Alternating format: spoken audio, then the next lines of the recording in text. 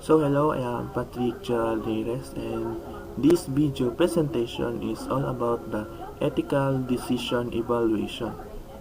So number one, a scientist developed a theory that required proof through the construction of a computer model. He hired a computer programmer to build the model, and the theory was shown to be correct. The scientist won several awards for the development of that theory, but he never acknowledged the contribution of the computer programmer. So the scientist's failure to acknowledge the computer programmer was, so this is my response. I feel the actions of this individual were very unethical. It is because the scientist gets what he or she wants, and this scientist doesn't appreciate the effort and time provided by the computer programmer, and this is too disrespectful for him or her. Number 2. A student found a loophole in the university computer security system that allowed him access to other student records. He told the system administrator about the loophole but continued to access others' records until the problem was corrected 2 weeks later. So the student's action for searching for the loophole was, so this is my response. So I feel the actions of this individual were ethical nor unethical because he tells the administrator regarding to the loophole, but he still continued to access the system. His intention is good but has a bad motive. So the student action in continuing to access others' records for 2 weeks was, so I feel the actions of this individual were unethical because he's violating the privacy of other student record, which is not intended to do. And also, it has some personal information that is needed to be secured. And the system administrator's failure to correct the problem sooner was, so I feel the action of this individual were unethical because the system administrator did not fix the problem in time where the student told about the loophole. Number 3. One day, a student programmer decided to write a virus program. Virus programs usually make copies of themselves on other disks automatically, so the virus can spread to unsuspecting users. The student wrote a program that caused the microcomputer to ignore every fifth command entered by a user. So a student took his program to the university computing lab and installed it on one of the microcomputers. Before long, the virus spread to hundreds of users. So the student's action of infecting hundreds of users' disks was, so this is my response. I feel the actions of this individual were very unethical.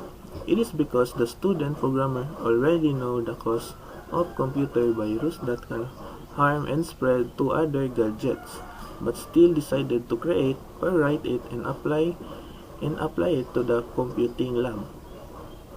So, if the virus program output the message "Have a nice day," then the student's action of infecting hundreds of users' disks would have been, it is unethical because of the action made by the student programmer.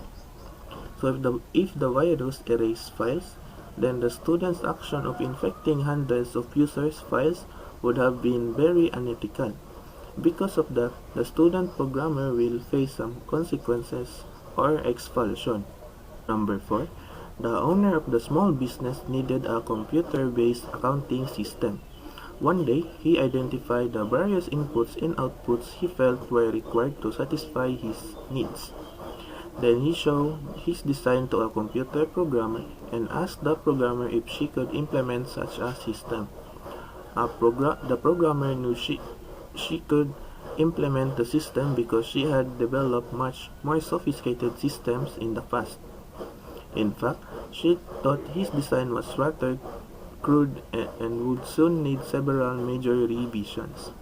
But she didn't say anything about her thoughts because the business owner did not ask, and she hoped she might be hired to implement the needed revisions. The programmer's decision not to point out the design flaws was, so this is my response.